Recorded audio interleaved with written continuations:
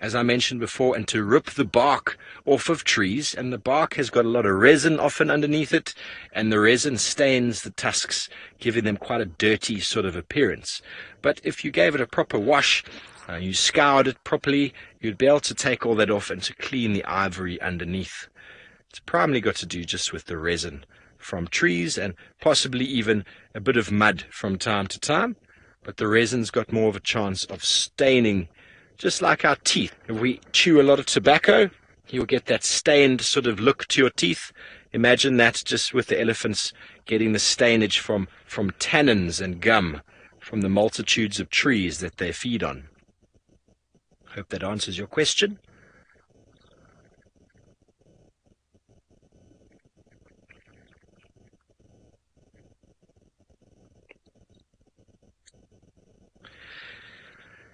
LB, the temporal secretion, you would like to know what it is all about, and it is essentially, it's a chemical reaction that happens in the body, and it's responding to stress. So if an individual is stressed, they will be streaming from that temporal gland. There's all sorts of pheromones and chemicals coming out there that it boggles the mind to understand really what the purpose is. But, for example, male elephants, when they're in must, they're in a heightened state of aggression, a heightened state of testosterone and mating, and they don't eat. They run around primarily looking for females and fighting, and so they tend to secrete from those glands because they are stressed, very, very stressed. And the females, when they are pregnant or when they are suckling, they're often quite stressed because of the resources required for them to provide milk for their youngsters. And also, if it is a drought condition or quite dry conditions, she's really struggling to get the right nutrients in at the same time as maybe as she's growing the fetus inside. So it leads to stress, and you can see elephants that get disturbed by whatever it might be within moments of that stress or disturbance. They'll start streaming out of those temporal glands. But the actual purpose of it is unknown to many people. We can only postulate and assume, but it's definitely an emotional state in elephants. Marvelous.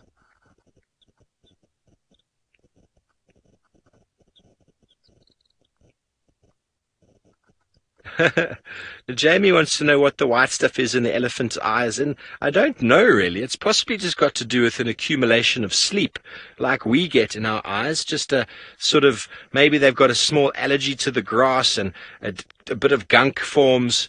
I know most of us when we wake up in the morning have this sort of this accumulation of stuff in the middle of our eye, and we rub that away, and I think that might just be something quite similar in elephants, but I'm not sure. Maybe one of the other viewers out there has been asked that before or knows the answer. And you send through your comment and let us know, but I can only assume it's got to do with just natural sort of eye cleansing ability, and they don't really wash their face like we do, so it accumulates and then settles in the corner. But they are slowly moving off into the thickets there, and we're going to continue on. We are in the area of where Tayla had tracks of Tayla had tracks of Tandi yesterday. So we're going to keep our nose to the ground, see if we can find anything. And while we do so, we're going to go back over to Scott for an update.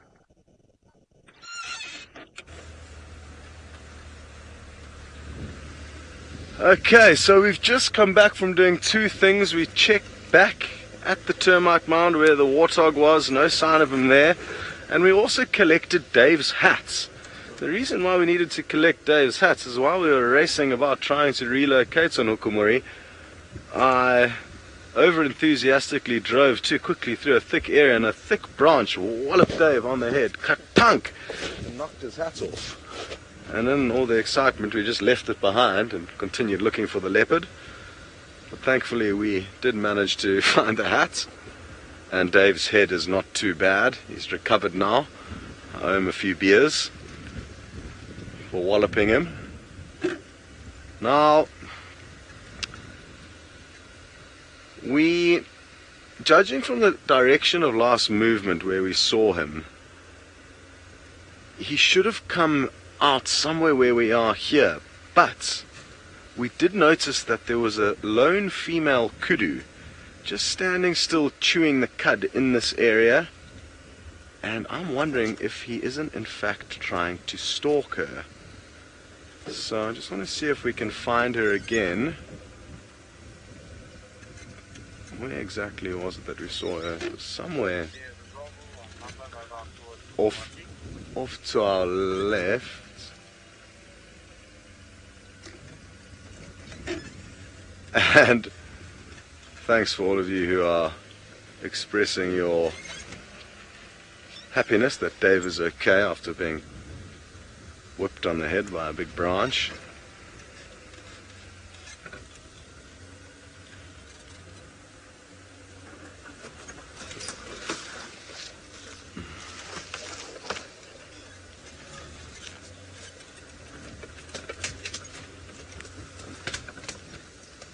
Sally from Oregon, I think if I'm understanding correctly, you're saying who moved Hukamuri out of his territory, and we simply don't know enough about this leopard and where he's been and how old he is to be able to assume that he has been ousted from one territory to another. Maybe he's only just started establishing territories.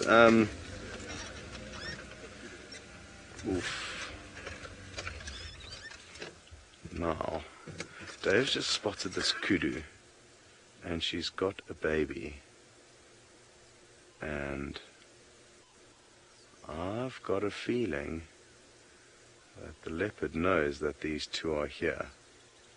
Maybe I'm wrong, but like I say, if he continued to move in the same direction where we last saw him moving, he could well be spying on them. You can see the kudu are looking intently in one direction. Maybe they've sensed something, but they're just not too sure what it is.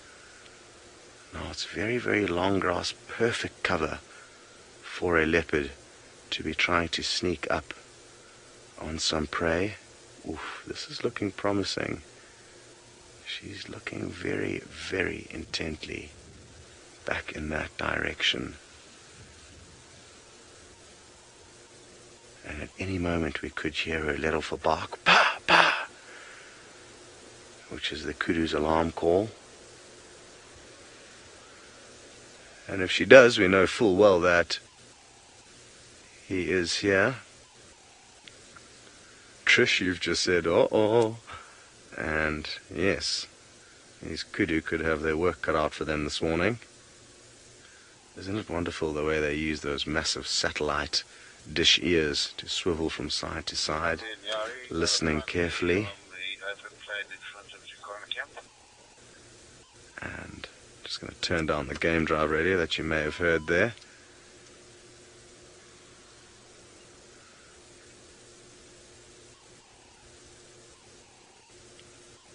Now, as much as I want to drive around and check carefully if he's here, but I think it's better that we just stay put for the time being.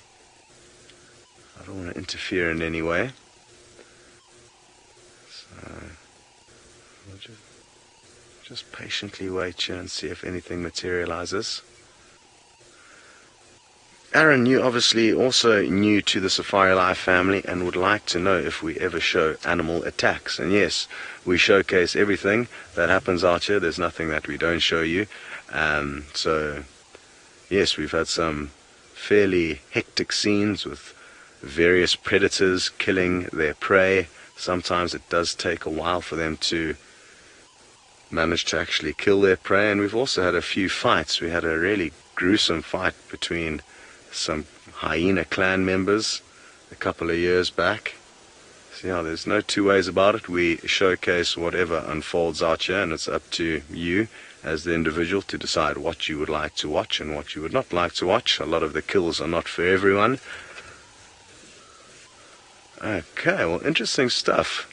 Tayla has found a carcass on bushwalk. I wonder how fresh it is.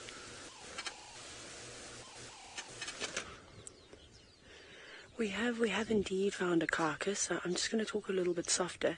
It's from a kudu, and this is the area that I was off-roading yesterday We think Thamba is somewhere around here because we're not far from the dam at all.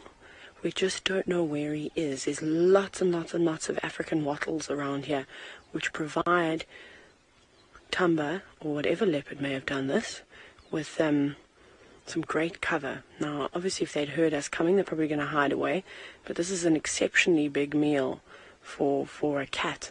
Maybe the kudu died on its own. We're not really sure. We haven't gone to investigate just yet because it's very thick around here, and we know that predators will be protective over their meal. So Herbie at some point is going to go and investigate. We're going to stay up on the termite mound, and he's going to have a little look to see. But what I was trying to do, I was actually using my binoculars, and I was trying to look down and into some of these peltiforms to see if I can't just see eyes and spots glaring back at us. The fact that the vultures are still up in the tree means that the predator is still around. Otherwise, they would have come down and they would have started feeding already. So I think we've disturbed whichever cat is here. Most likely going to be a leopard. Don't think it's lions. We haven't seen any lion tracks at all. And then Kahuma pride is a big pride. We would definitely see some of their footprints. So now we've just got to kind of wait and see. We'll do a little bit more investigating, but then we'll probably call either Steve or Scott into the area and to come and have a look around. Kendra, you said it's a big kill for Thamba. It is indeed, but you'll be surprised as to how strong these animals really are. So like I said, maybe this kudu died on its own, and Thamba or whoever has just taken the opportunity to have a little look. If you look, it's a bit hard to see, we don't want to move too much. There's a fallen knobthorn here, Sensor. Actually, if we maybe step down just slightly, if you come down just a little bit, next to Herbie, you can see where all those branches are broken on the ground. That's where the kill was. And it's been dragged closer to that African wattle, and it's probably been dragged there to try and conceal it, to try and hide it away. It wouldn't surprise me if Thamba did that. Maybe it wasn't Thamba that was seen on the dam. I wonder if it was maybe Hosana, although Taxon said he also saw him and said it was Thamba. So I haven't seen him. I don't know how big he's got, but just looking at the size of Hosana and remembering the size of Thamba before I went to Kenya, he was an exceptionally large leopard. He wasn't too far off. So you never know. And I suppose when you're hungry and when you're desperate, you can do anything. You can drag all sorts of things. You can muster up strength that you didn't even know that you had. But we need to just do a little bit of investigating around here to see if we can figure out where this cat is, if he's up in a tree, if he's just moved off slightly. We're not really sure. Well, thank you very much for confirming that it is a fresh kill. It's definitely a fresh kill. We can see that not much of it has been eaten. There's very little that has been consumed of it so far, and hasn't pulled much of the stomach out just yet. So it's definitely from yesterday, though. At least yesterday morning, maybe even in the early hours of yesterday morning. But I'm going to send you back across while we have a little look around here to Steve, who's got something much smaller than this kudu. Thank you, Tayla. Yes, we do. We've managed to find a little squirrel in the road, and he is sifting through some elephant dung. The elephants, as we know, this time of year are feeding on multitudes of marulas, and they're then leaving those marulas in the dung because they're not breaking the seeds or the kernels open. And the squirrels are an absolute specialist at digging up and dealing with those kernels and breaking open and getting the beautiful nut inside. There we go. He's found one. Let's have a look at what he does. He's going to eat off the marula fruit that hasn't been digested by the elephant. He seems to be just sort of nibbling it off rather than actually eating it himself. And now he's going to take it back to the safety of his nest and open up and break open those kernels inside, which are very high in oil, and the nuts are very, very high and rich in protein as well. So the squirrel's moving off. So that is essentially what happens. We have multitudes of animals following the gentle giants, the elephants, after they feed. They leave all sorts of wonderful things inside their dung because their digestive system is very, very bad. So there are guinea fowl and francolin. I can hear some francolin chirping in the background. And they tend to follow elephant dung, spread out the dung as well like a manure spreader, and then any seeds that might be in there they'll feed on. The guinea fowls will actually feed feed on the leftover vegetation material that's semi sort of fermented, but not really well broken down. So very, very good ecosystem engineers, the elephant. And there's a squirrel back in the road, Seb. He's running. I wonder if he's cached that kernel already. It looks like he has. Or was it in his mouth? No, he seems to have cached it. And off he goes. The bounding squirrel. He's very relaxed. Elephant dung.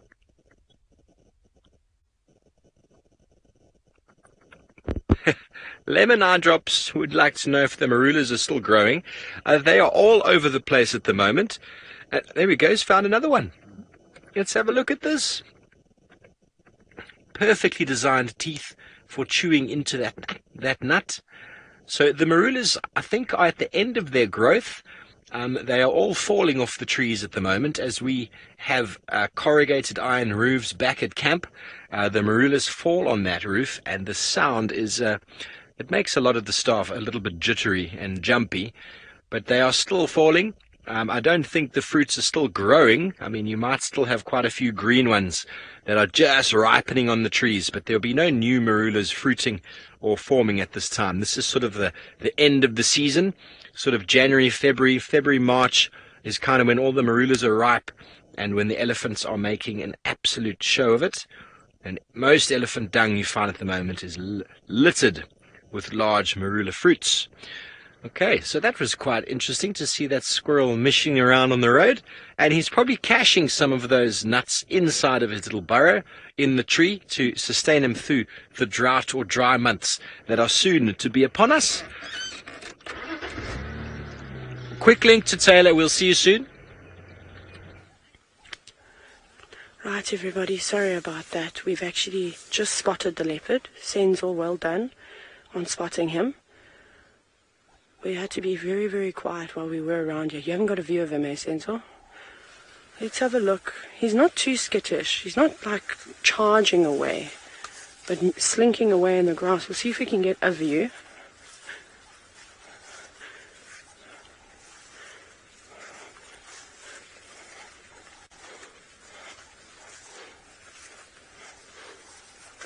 Just going to have to keep as quiet as I can. It's so important when we do view these animals on foot that we don't make too much noise around it. It's just going to be quiet.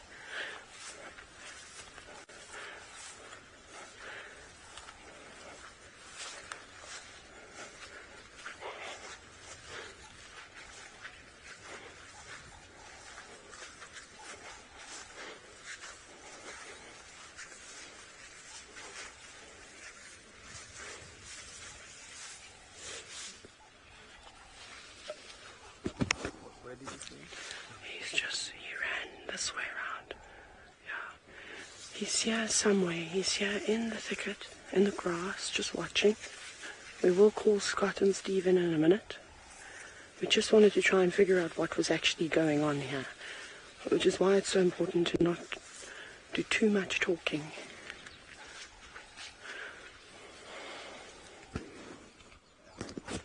Can you see him? Okay. He's here somewhere. What we're going to do now is, because he's obviously got a little bit of a fright, we're actually going to move away. So the killer's up there, so we are on our way out. And once we're safely back at the road, Herbie's going to get hold of Scott or Steve and then actually call them in. We did have a really, really nice view of him, though, at one point. It didn't look like a massive leopard. I think it is Thamba that we saw. It didn't look huge. Okay. So, yeah. So let's keep going. Probably going to try and move out of here and then call a vehicle in at some point.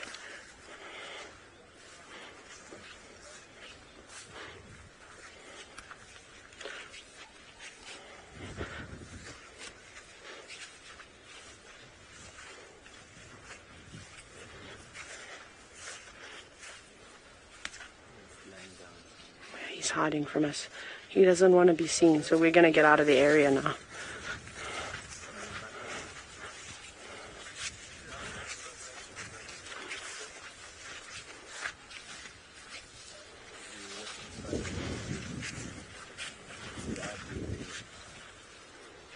Cool, so we just need to now wait for either Scott. Cool, this is really great. We're not going to get another view of this leopard. We're not going to try and follow him at all. We're going to wait for Scott or Steve to come into the area so we can point them in the right direction. He's not very comfortable. He's not like Hosanna, who's exceptionally relaxed on foot. So we're actually going to move away completely now and then let a vehicle come in, which you'll be much more comfortable with. But of course, we need to give this leopard a bit of a time just to relax, because he's probably not going to show himself even to the vehicle.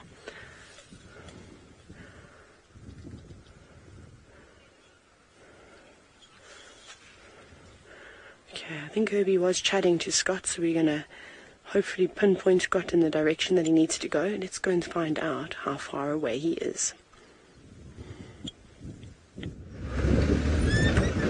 Okay, well, thankfully I'm not too far away from where Tayla and Herbie have found that kill.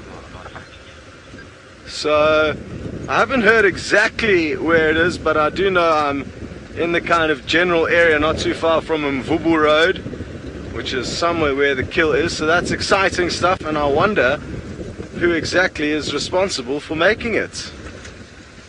And if it is, I mean, it's quite surprising. If it is Thamba, he's usually so relaxed with us on foot that maybe it's another leopard. Who knows? That's a bit more nervous. Steve Scotcher, I'm going to make my way to that position. Could you just let me know exactly where you are? We are on 4, east of 4. Okay, copy. Are you closer to the dam or to the cut line? From Central, drive north, I'll guide you in west indeed. Okay, copy. Perfect, thanks. Alright. I'll be there in a couple of minutes. I'm just going past the Gallagher waterhole. Sorry everyone, just making plans with Herbie there. Sounds like it's directly north of the dam where this kill is, and we're not too far away, so that's exciting news. And I've also heard some exciting updates from Steve saying that he's found some tracks of Tandi coming into Djuma, and she's heading towards an area where she has stashed her cub in the past. So I'm hoping if Steve goes and checks there, he may find the two of them lounging about.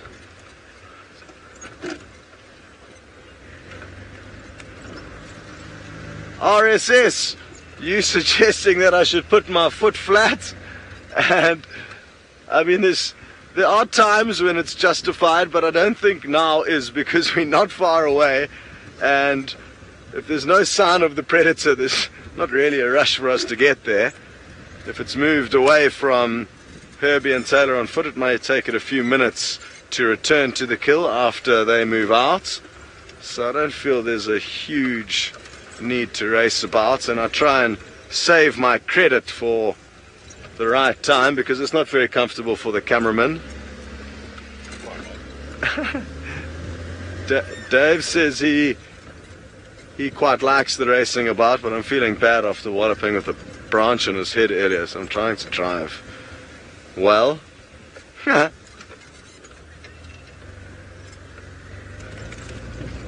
Aegis, you've just said that it's an impressive kill for a leopard and nice big meal, and I'll take your word for it. I'm not sure how big the kudu is yet. You guys obviously have looked at it. I haven't. But yes, certainly a great meal for a leopard of any size. Kudu's even a baby kudu is a big meal.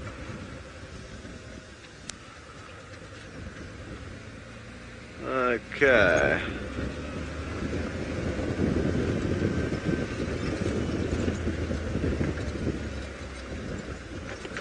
Very good. Well, like I said, Steve does have some tracks of a leopard, and he would like to show you exactly what is going on with them.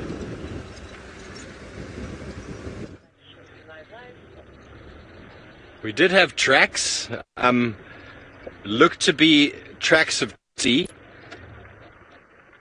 heading sort of from our eastern boundary in this direction, but the tracks seemed to have been while it was raining, because there was quite deep depressions in the sand, and also quite a lot of what can I say, a lot of rain on top of those tracks as well. So there were no more tracks coming down, and we're kind of checking the area where she was last seen with the cub to see if that little bundle of joy is anywhere to be seen.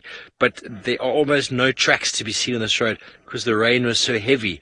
The only tracks we saw were quite deep indentations and quite soft sand. So we're going to check inside here where the cub was last seen and see if we can be lucky. I'm hoping it is the right area. I know that she did move a little bit, but hold on with us while we go in here and have a look, see what we might see.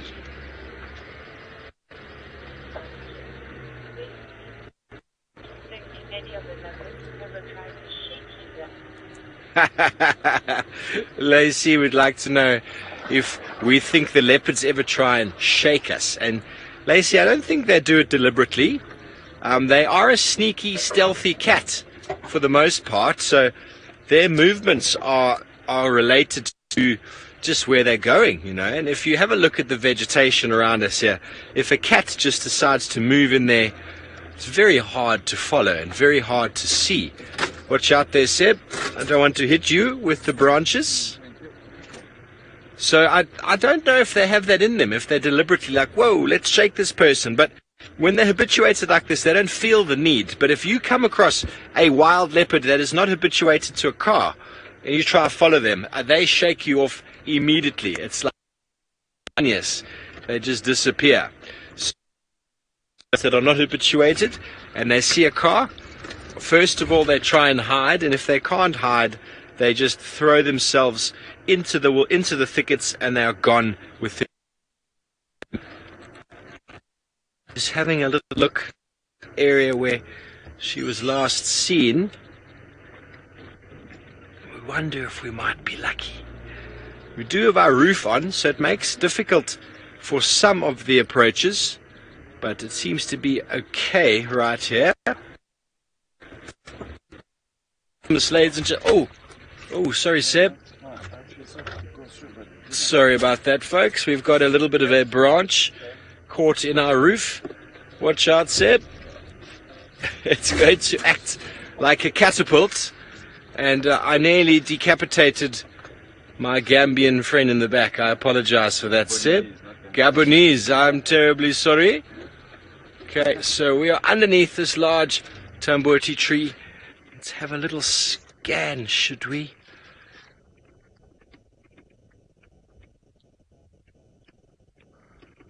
Tom, we don't get very cold temperatures in South Africa.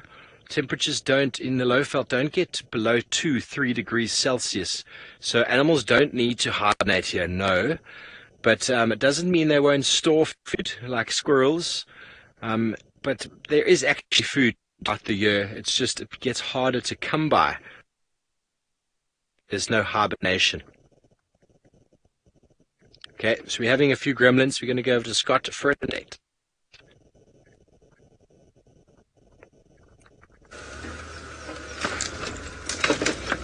Okay, guys, we've just got a visual of Tayla and Herbie.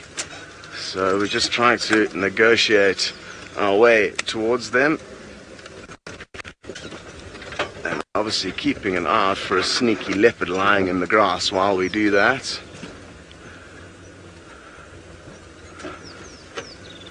Phew! Okay, we should be getting their view shortly.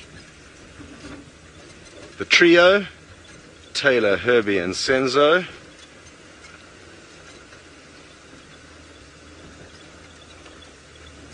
So, exciting stuff. Well done, guys.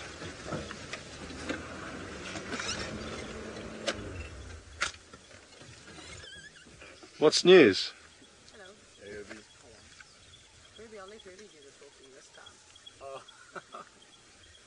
But it's not. Behind that one. Behind the what? The big wattle there. Yeah. Okay, awesome. Well done. Yeah, he's not there anymore. I'm sure he'll come back though, but you'll see the city soon. Cool. Well done. Thank you very much. Enjoy. Enjoy your stroll. my shell phone. Yes, very nice. No, you keep it. It's too fancy for me. Okay. So, jeez. Those guys deserve a medal for finding anything in this thick bush. Well done.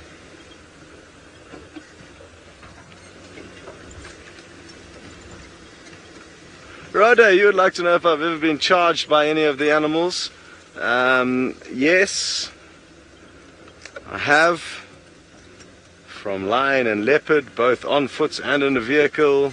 Elephants on foot and in a vehicle. Buffalo, rhino, both black and white rhino.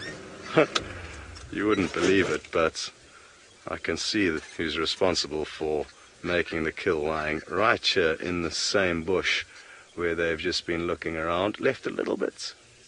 Left a little bit. There we go. Hello, boy.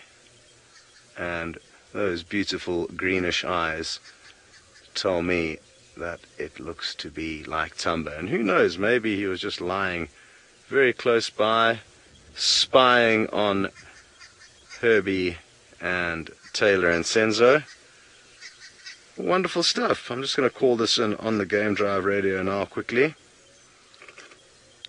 The stations, it looks like Thamba, just north of Vultures Dam with the kudu kill. Let's get us a little bit closer. Incredible stuff. Well done, the bushwalk team. Oh no, hang on. This is it you, Thamba?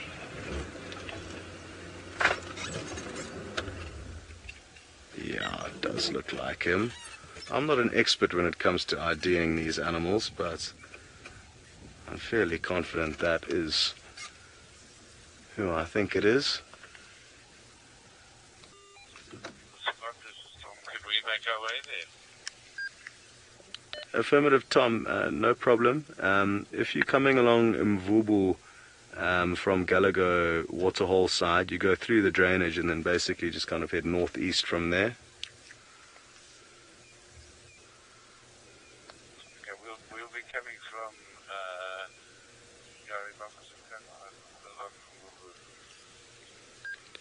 Okay, so I'll go all the way down Mvubu and then go through that little drainage just before you get to kind of the dam, and then immediately as you get through the eastern side, just head northeast in the block. Okay, so I was just getting some housekeeping done there, making sure we share what's going on here with the others, and it sounds like one other vehicle would like to make their way straight here.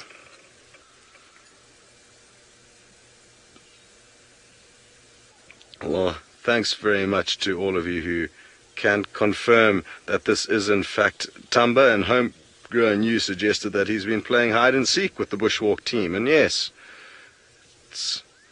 you wonder how often we walk past these animals and they just kind of spy on us. I mean, it's not always that they have a kill which is going to help us find them. Very often though, we could just be walking past on the trail of them, knowing that they're in the area, and they just kind of slink away from us without us knowing.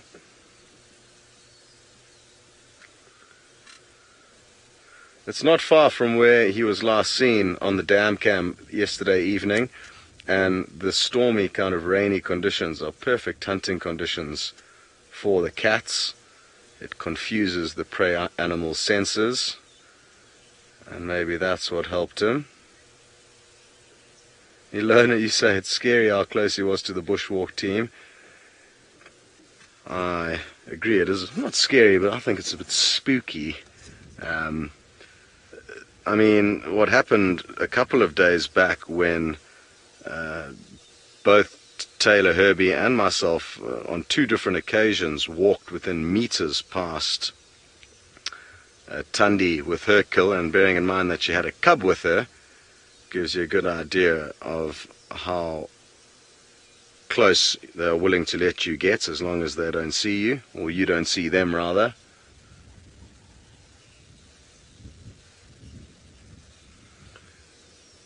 And Ubombo girl, yes, he certainly does have a big full belly. I'm interested to see how big this kudu is. I still haven't seen it. I think it's on the other side of this bush. And I'm hoping that he is going to be able to hoist it up into a tree. I'm hoping it's not too big for him to do that. And what you'll find leopard often doing, especially with the bigger kills, is that they'll try and feed on as much of it as they can and then carry it up a tree. A little bit easier to go about it that way. I can hear a whole bunch of birds going absolutely ballistic. I'm actually not even sure what kind of birds they are. It sounds like a big flock of them. Maybe it's some queleas. Oh, they're actually making their way towards us, Dave. It's difficult to see them. Let me move forward a bit. Oh. Well, sadly, when I crunched that branch, a lot of them flew off, but there's a large flock of birds. There, quite a few of them go. I think a little bit more to the right, Dave, sorry. Somewhere in there, you can probably hear the rackets. And I'm going to try and work out what exactly they are. I think it is red-billed quelea. It's the most numerous bird in Africa. Here's a whole flock flying straight to the... Where'd they go? I don't know if you got a glimpse there.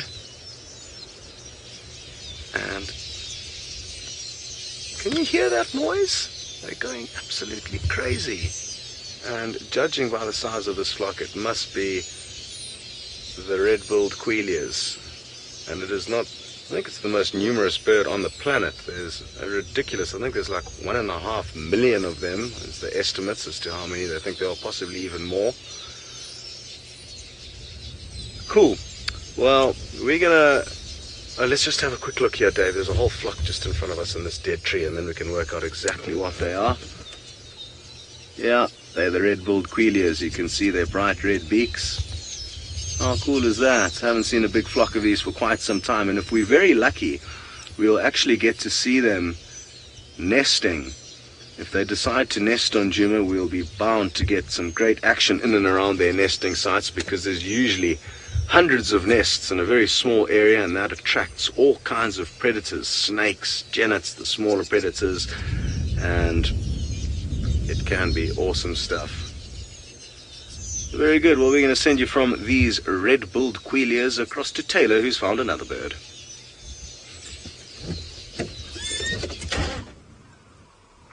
We do have another bird. We've got two of them, in fact. And they were making a little bit of noise, but the wind might be concealing the sound that they're making. But they're shouting at us, basically, this morning when we're down at Vultures Dam.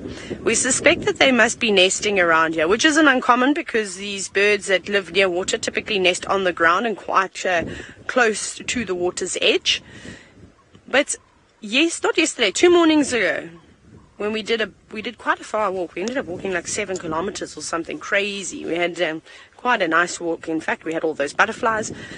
We walked back past the dam to go home, and one of these Blacksmith lapwings actually flew and almost tried to mob us. I had to duck my head, and then it flew back and around. So it just goes to show how territorial they are and how protective they are over not just their nests, but also over their watering holes. So always be careful. Even though they are just birds, you could still end up being attacked by them.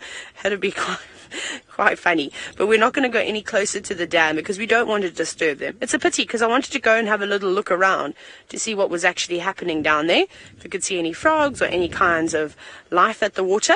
But it has filled up slightly, not much. It's just topped it up just a little bit. But it's not a very deep dam, and this watering hole does dry up particularly quickly. And that's quite cool to see. Michelle, you said that those are beautiful birds. They are indeed. They are. They're very striking with their black and white plumage, and I suppose a little bit of grey too. And Herbie and I were just discussing. He actually said, can you tell the difference between male or female? I can't. I don't think there is any sexual dimorphism between the two. I think their sort of feather colours are pretty much the same. Maybe the female will be slightly bigger, but I'm not really sure. I mean, when I look at them with a pair of binoculars, the equivalent of zooming in with a camera, I couldn't see any colour differences. Not one had more white on it, or, you know, another type of pattern. They were all the same. Now, are Lara Moore, you're wondering what purpose do the lapwings' colours have? Well, not particularly much in just a sense. I suppose that's just the plumage that they've been given. I don't think that they camouflage too well against the brown sort of murky waters and the shrubbery that grows in the distance, but maybe if they sit down, it'll conceal themselves nicely with the different patterns. However, when these birds are angry or upset, we see it with thick-knees and we see it with plovers too, where they'll actually open their wings, and that can be quite intimidating to, say, a water monitor lizard that would maybe come down and be a culprit of stealing the eggs. So if they were to open up their wings really, really wide and sort of how would you describe it? Make themselves look big and strong. Those colours would be quite contrasting against one another, and perhaps the white would be a little bit of a deterrent. Otherwise, I can't really think of too much. You can just see it running through and along the edge of the water. Right, we're going to move away though and let this pair of Blacksmith lapwings settle down now, although they have, which is good. Steve is having a morning filled with elephants. Thank you very much, Tayla. Yes, we do. We have a very small breeding herd of elephant here, and one individual there who is feeding on the luscious leaves of one of our acacia species.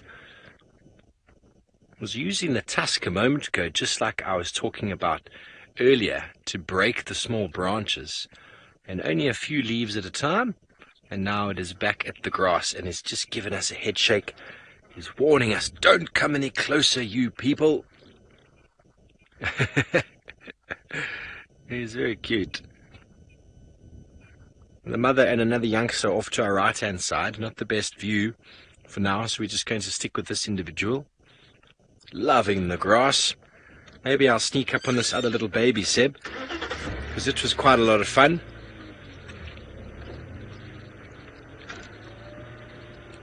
The tracks that we had of Tandi have not materialized any further. Have a look at this little cutie here. Oh, sorry, little guy. Sorry, little guy. Oh, there we go. How cute is that? He gave us a little mock charge before, but Mum was very relaxed. The youngster just trying to assert itself. It knows that when Mum does those sort of things, everybody moves out the way. And he was very surprised that we did not. Let's try to keep up with him there.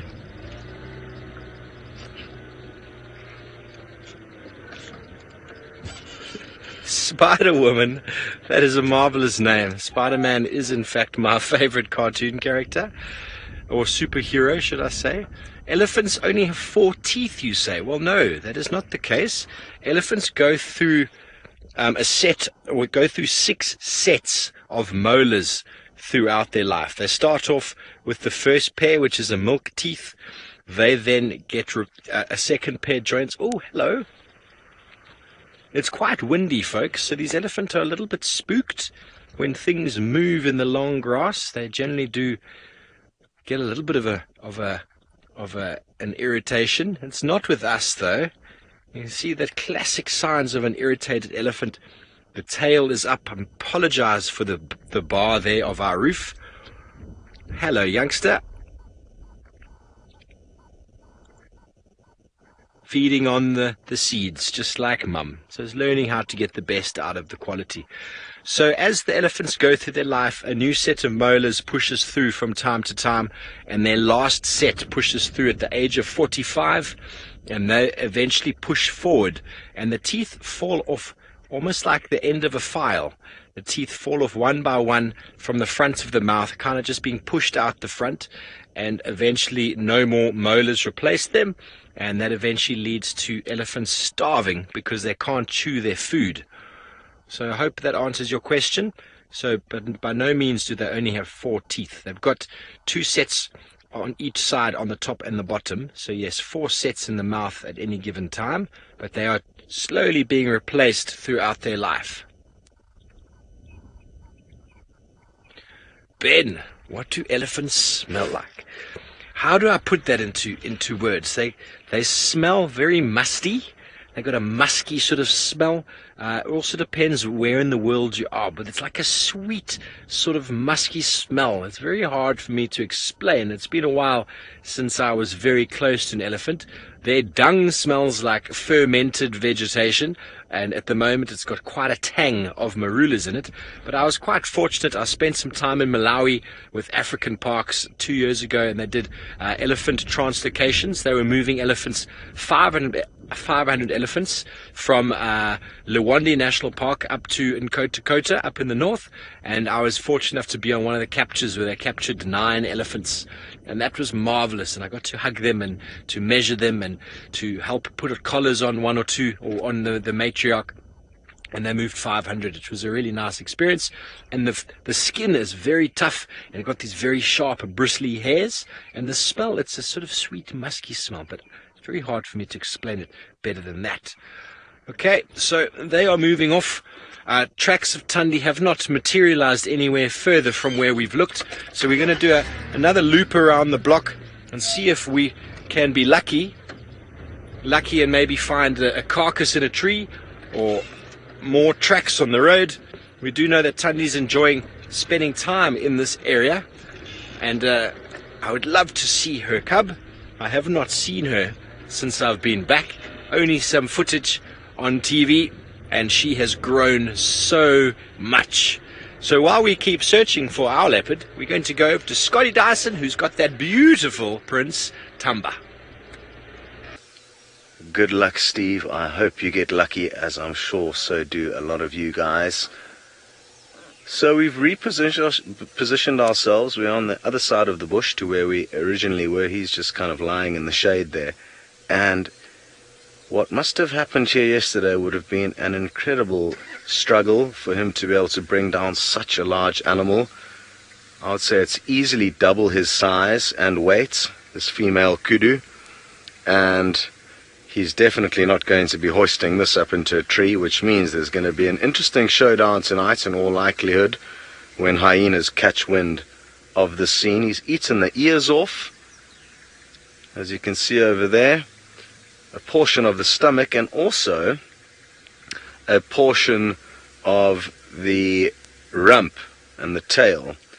Now this is not for the faint-hearted. It is not the most pleasant scene, but still a huge amount of meat remains on this kill, and I fear it's simply going to be too heavy for him to hoist up into a tree. I mean, he's barely been able to actually pull it under a bush properly to hide it from the vultures. It's still sticking out quite a bit, and I'm fairly certain by the time one of us comes back here this afternoon, there's going to be vultures all over the show, and later on this evening I would be incredibly surprised if another scavenger, the hyena, is also not snooping about the scene.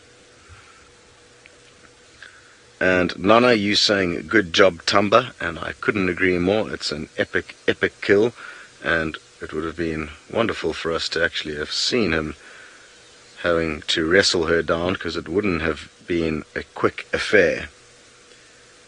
And also very well done to Tayla and Herbie on Bushwalk for getting us into this position. Very good. Speaking of the people who found us this wonderful sighting, we are going to send you straight across to them with another predator. We do, and this is the biggest crab spider I've ever seen in my entire life. It is massive. Normally they're so tiny, and we often see them sitting on the venonias, those beautiful purple flowers, but they're just the size of a pinhead. This one is extremely big. It's even dwarfing the flowers on this Vultures. So that should give you some idea of how big it is, because when we speak about Vultures enough, you can know the size of the leaves, the size of the flowers. And it's just positioned itself here, not really blending in, I'm afraid, and hoping that an insect will maybe come to that flower, maybe a little bee, a fly, or anything, a little beetle coming to feed on the pollen or the nectar. And then you can see the way it's positioned perfectly, legs out to the side where it will sort of strike forward and grab its prey that will be sitting on that flower. So I suppose it's quite a good spot over there. But isn't that amazing? A little ferocious predator. Now I want to see if I can find something else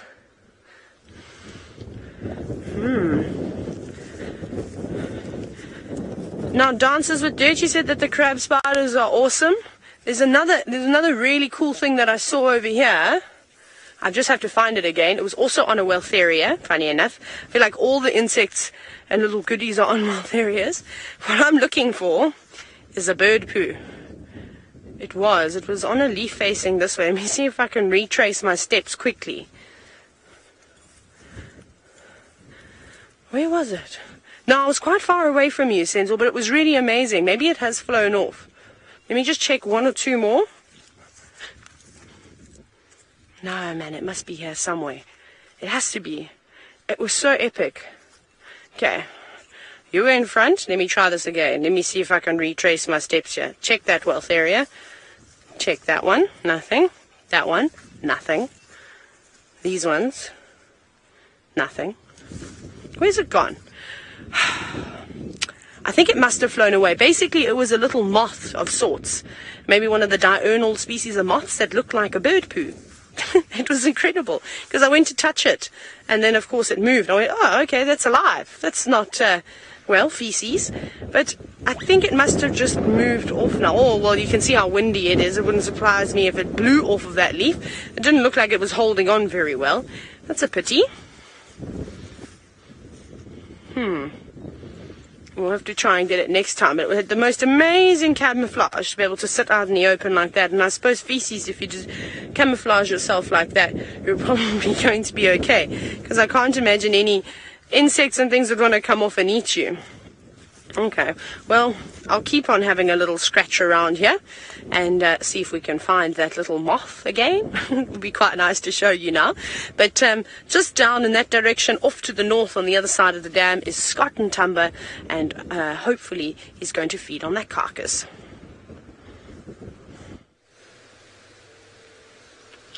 Well, I don't think we're going to be so lucky this morning. It looks like he's eaten his full. Even the flies are taking a break, it appears. Now, you can see a little scratch in the kudu's fur there, and there's quite a few more. And it must have been a really, really epic struggle between Thamba and this female kudu to bring her down. And there's lots of scratches and nicks. I just want to move forward a little bit and see if I can show you any of the ones that I can see on her neck, where he also would have been kind of latched on with his front paws, and his back paws would have been kind of locking into the legs, where we can see those scars there. And there you can see another nick and a scratch in her neck, where he would have been clinging on for dear life as she tried to toss him off. Absolutely crazy. Ivy, you'd like to know if it smells bad, and not too bad just yet. And a big reason why it doesn't smell too bad is because that stomach contents hasn't really been opened up, and the bag of rumen has also not been opened up, and that's when it really starts to smell, once it's been broken open.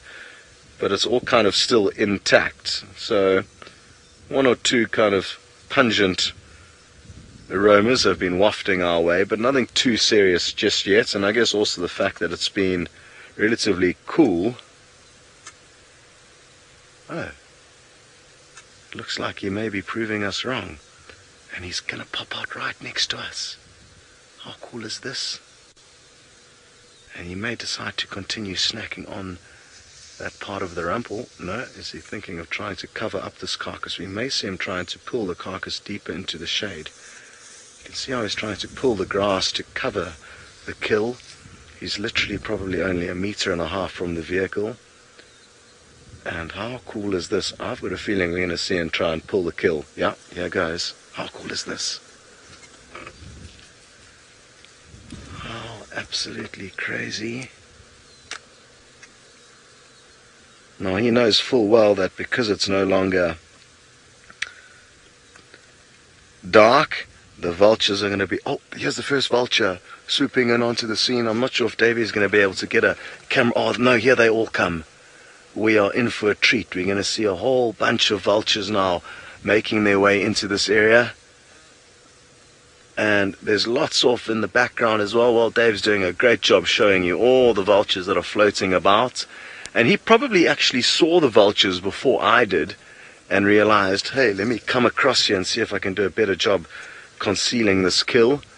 But sadly, he's got his work cut out for him, because this is an absolutely massive, massive beast. And as he stands next to it, you get a good idea of how much bigger it is than him. And its back leg's almost the size of his body. Well, Zena, you suggesting that this youngster needs to teach Hukamuri how to hunt?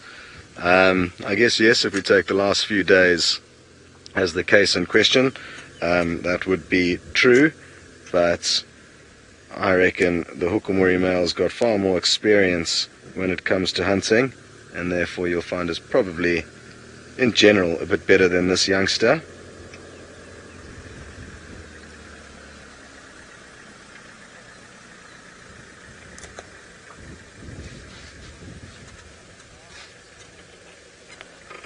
Let me see if I can reposition, get us into a better spot. He has just moved ever so slightly. I think he's trying to sharpen his claws on one of the branches of this weeping wattle.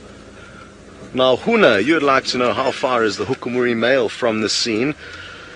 Well, we don't know exactly where he is, because he moved off from that last spot. But from where we last saw him, I would say he's half a mile as the crow flies. Not very far at all. So he too could see these vultures all flying about. To be honest, they don't seem to have actually seen it. And none of them have landed nearby. I mean, I can't see any suitable... Oh no, one has landed nearby. I don't know if we'll be able to show it to you, but there's not too many suitable trees for the vultures to land in close by. So what you'll find is that they'll land even a couple of 100 meters away if need be, and just wait patiently there. There you can see him just lying on one of the branches. Sadly not the best view, but it is very thick, and I think it's going to be the best we are going to be able to manage for now.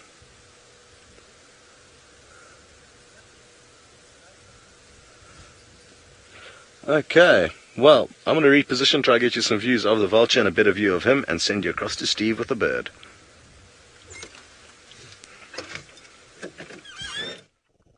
Yes, we've managed to find it.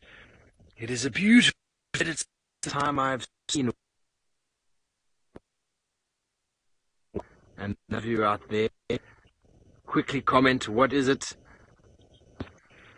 You know the family, you've seen, I've shown you two of the other species before. And this one is the largest of them. Also a cavity nester. Let's see how many of the birders out there can tell me quickly what bird this is. Quickly send to your comments to hashtag Safari Live. Tag me there as well if you like. Very white supercilium on the eye there. And a very strong beak. Like the other two species, it is a wait and sit specialist when it comes to hunting. And it will sit there and wait for any insects to emerge on the ground and down and land on them. Mafuta, congratulations to you and to the rest of you who managed to get your bird books open in time. This is indeed a purple roller. We started singing the Purple Rain song a moment ago as we saw it. It sounded quite good. You can see the classical roller beak and that very white stripe on the eyebrow give it very, very easily identified versus the other two species, which are obviously the European, which is blue with white, and then the lilac-breasted, which has got all of those ridiculous colors. So it's the first time I've seen a purple roller, and they are also cavity nesters, and they quite enjoy more open woodland. Let's see if we can play his call. Maybe he will respond to that. They like to sit and wait. I love rollers. I'm going to maybe show you. Let's play the call first, and then if he flies away, I'll show you the picture.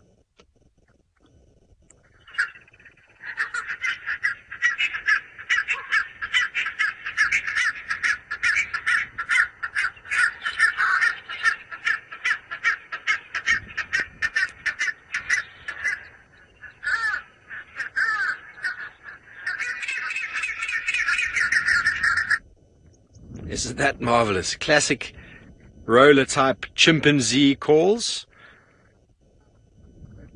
He's calling back now. He's interested to know who that was.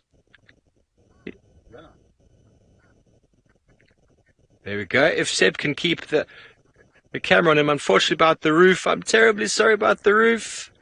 He's going to display for us there in classic roller style. But we have a roof and we can't. I'm terribly sorry about that, ladies and gentlemen. But let's have a look at the photo quickly. And then we're going to link over to Scott and Thamba. Can you get him? There is the beautiful purple roller. Look at the white streaks on the chest. And while we have a beautiful look at that, let's go back over to Scott with an even more beautiful cat.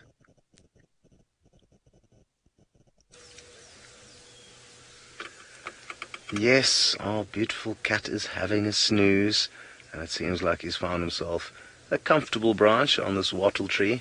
And I really love this view, kind of spying on him through this little open tunnel in this very thick, lush vegetation. Dave's been shooting some slow-mo shots with all the leaves blowing in the wind. And of course the beautiful Thamba every now and then giving us the old wink. Again, incredibly well done to the Bushwalk team in managing to find this awesome scene. It is going to provide us with some epic action this afternoon. There's no two ways about that. And whichever one of us comes into the spot is in for a treat of an evening. It'll be interesting to see the situation by the time we get back here this afternoon. Would he have managed to kind of move the kill a little bit more as the vultures descend in more numbers and put more pressure on him? Only time will tell. I'm also confident that the hyena are going to come in and give him a hard time. Bon, you would like to know why do they cover their food, and you've even noticed your own domestic cat doing that. I mean, domestic cats, I don't know why they would be doing that. Maybe it's just instinct. But with these guys, it's for a good reason. They are trying to hide the kill from any of the possible scavengers. And even when they've got smaller kills or even little chunks of kills, we've seen Tandi burying little kind of legs of Daika and then digging them out when she wants to feed on them. So I guess she kind of just hides them in case any scavengers come onto the scene. It'll make it a bit more tricky to spot them. Okay, well, it looks like he's going to reposition ever so slightly, and what a great view it is of him. Well, I must say a big thanks to all of you guys for jumping on board with us on the sunrise safari. It's been great fun. 2 male leopards, both in different spots, and like I say, epic prospects for this evening. Make sure you tune in and don't miss out.